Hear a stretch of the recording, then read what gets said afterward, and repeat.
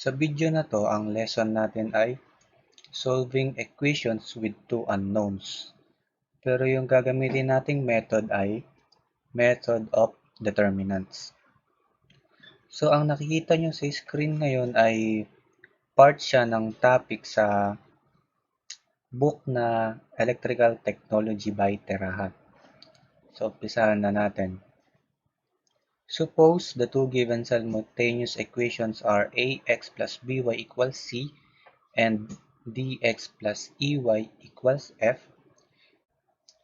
Yung mga unknowns natin dyan are the variables x and y. Samantala, si a at si d, ayun naman yung coefficients ng mga x natin sa dalawang equations. Si b at si e naman ang mga numerical coefficients ng y natin sa dalawang equations. And etong si c at si f ay yung mga constants sa ating dalawang equation. So dito may binigay na 5 steps para ma-solve natin yung two equations with two unknowns. So una, write the two equations in the matrix form as, eto, nakabigay naman na, this one.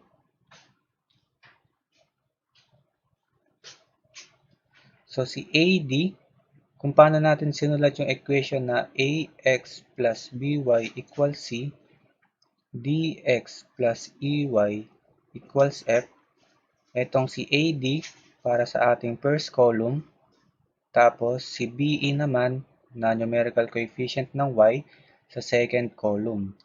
And then para sa next natin is yung x and y.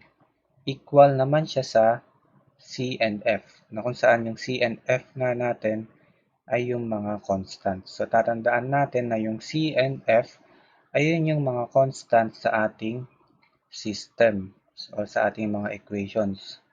So sa number 2, determine the common determinant. So kailangan natin yung common determinant. Paano natin kukunin si common determinant? Nakabigay naman dito yon. Si common determinant, naka-denote siya as delta. So, equals yung matrix ng ating mga coefficient. Ito. Yung nasa first part ng step number 1 natin. Yung A, B, D, E. So, paano natin kinukuha yung determinant dito sa matrix na to? Sa 2 by 2 matrix. So, meron lang tayong dalawang cross multiplication. Isang pababa at isang pataas. So, kapag pababa, positive at kapag pataas, negative. Ang pababa natin is A times E. So, ito yon yung A times E. Minus, dahil nga pataas tayo, kaya minus, D times B or yung B times D. So, di ba nga, sabi nga natin yung A, E, B, tsaka D, mga numerical coefficients or mga numbers yan. Kaya magkakaroon tayo dyan ng mga values kapag nagsasagot na tayo ng problem. So, mag-proceed tayo sa step number 3. Ang kinukuha naman natin sa step number 3 is the determinant for x. So, mamaya, magagamit natin yung determinant for x na yan. Ang unang gagawin, replace the coefficients of x in the original matrix by the constants so that we get determinant delta 1. So, para sa determinant for x, dinenote siya as delta 1. Ang sabi yung daw mga coefficient ng x, balik tayo dito sa ating equations, ang mga coefficient ng x ay yung a and d. Yung a and d daw, papalitan natin siya ng constant. Ano ba yung constant natin? Yung c at saka f. So, kung makikita natin, yung A and D sana dito, sa unang column natin ay naging C and F na. Pinalitan natin ng constants C and F. Tapos, ganun pa rin naman, kokopyahin natin yung numerical coefficients ng variable y. So, isosolve natin yung determinants, ganun ulit kapag 2 by 2. Isang pababa at isang pataas. At kapag pataas, negative. So, C times E and then negative B times F. So, ito yon. Ang pang-apat na step is finding determinant for Y. Kung sa number 3, kinuha natin yung determinant for X, sa number 4, kinukunin natin yung determinant for Y. So, kung sa number 3, ni-replace natin yung mga coefficient ng X by the constant, yung sa number 4, i-replace naman natin yung mga coefficient ng Y by the constant. So, kung babalik tayo dito sa ating equation sa taas, ang coefficients ng Y ay B and E. So, sila yung papalitan natin ng C and F. Kaya kung makikita nyo dito, sa delta 2 natin, dito sa baba, bumalik na si A and D kasi sila yung coefficient ng X natin. Hindi natin sila papalitan. Samantalang yung B and E naman, which are the coefficient of variable Y, napalitan na siya ng constant C and F. So, pagkuha ng determinant, A times F, and then yung pataas natin, negative D times C or negative CD. So, ang last step natin is yung pagkuha na ng mismong value ng mga variables x and y natin. So, para sa variable x, ang formula natin is simply the determinant for x over the common determinant. So, dito pala natin ginagamit yung mga determinants na kinuha natin. So, para sa x, determinant for x, which is the delta 1 over the common determinant or yung unang determinant na kinuha natin. At para naman sa y, ang solution natin is the determinant for y or yung delta 2 over the common determinant pa din naman. So basta alam natin kung paano kunin si common determinant, si determinant for x at saka si determinant for y, magagamit na natin yung Cramer's rule. Hindi ko alam yung basa. Cramer's rule. At syempre, makukuha na rin natin yung values ng mga variables x and y natin. So dito meron tayong sample problem na kung saan kukunin natin yung values ni I sub 1 at saka ni I sub 2. So ano yung first step natin or the step number 1? Yung first step natin yung isusulat natin yung ating equation in matrix form. So 4, tapos negative 3, 3, and negative 5. And then yung first variable ay 1, second variable ay 2, equals constant 1 and 2. So step number 2, kukunin natin si common determinant. So kukunin natin siya sa original matrix natin na 4, 3, and negative 3, negative 5. So kapag pababa, so delta yan, no? So kapag pababa, positive, kapag pataas, negative. Ganun, no? So equal siya sa 4 times negative 5 minus yung pinaka-negative natin and then yung the product ng negative 3 and positive 3. So equal yan sa negative 20 plus 9. Kasi negative 3 times 3, negative 9 times yung negative pa, kaya positive 9. So ang first determinant natin, which is the common determinant, ay negative 11. Para naman sa step number 3, papalitan daw natin yung mga coefficient ng first variable natin, which is the I sub 1. Papalitan natin sa matrix. So, dahil nga yung coefficient ng I sub 1 natin ay 4 tsaka 3, sila ipapalitan natin. So, para sa 4, magiging 1 na siya. Kasi yung 1 yung constant dito sa ating first equation. Tapos sa pangalawang equation, 2 naman yung constant. So, 1 and 2 ang ipapalit natin sa 4 and 3. And then, mananatili muna yung mga coefficient ng second variable natin. So, ito nga, i-denote natin siya as delta sub 1. So, equal siya. So, pababa ulit. 1 times negative 5. And then, negative na pataas, 2 times negative 3. So, ito yan. 2 times negative 3. So, equal siya sa negative 5 plus 6. So, 2 times negative 3, negative 6 times the negative 1, kaya positive 6. So, ang delta 1 natin ay 1.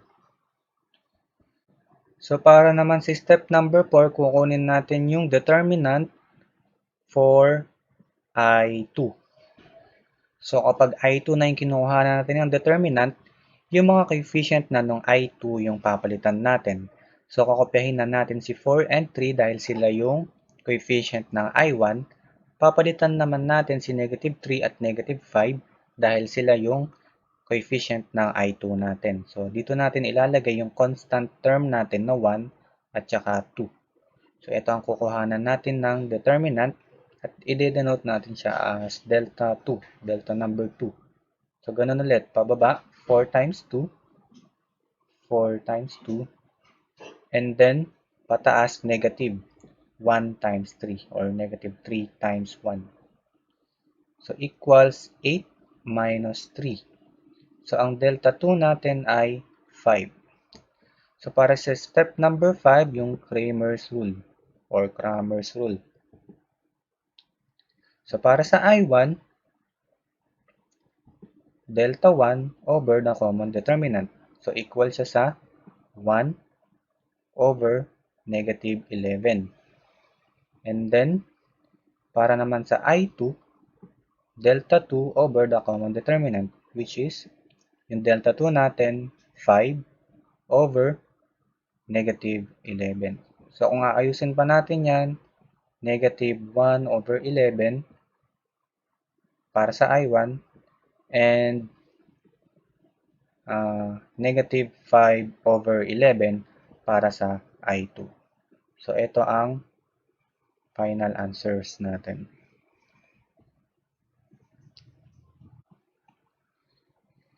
Sa pangalawang sample natin, let us find the values of variables x and y.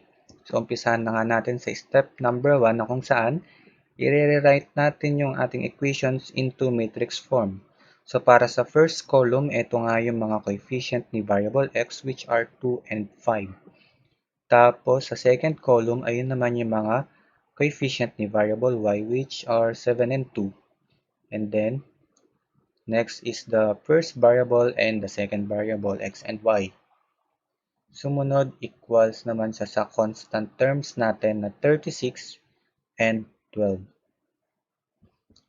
So, step number 2, we will going to find the value of common determinant. So, si common determinant, we denote this as delta. Makukuha natin siya sa original matrix natin. So, ito yung original 2 by 2 matrix natin. Si 2, 5, 7, and negative 2.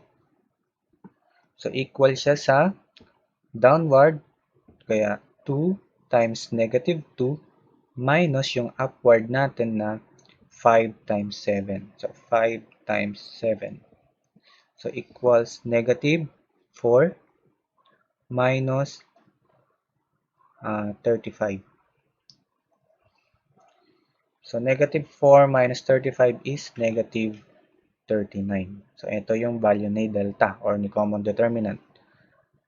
So, step number 3, we will going to find the determinant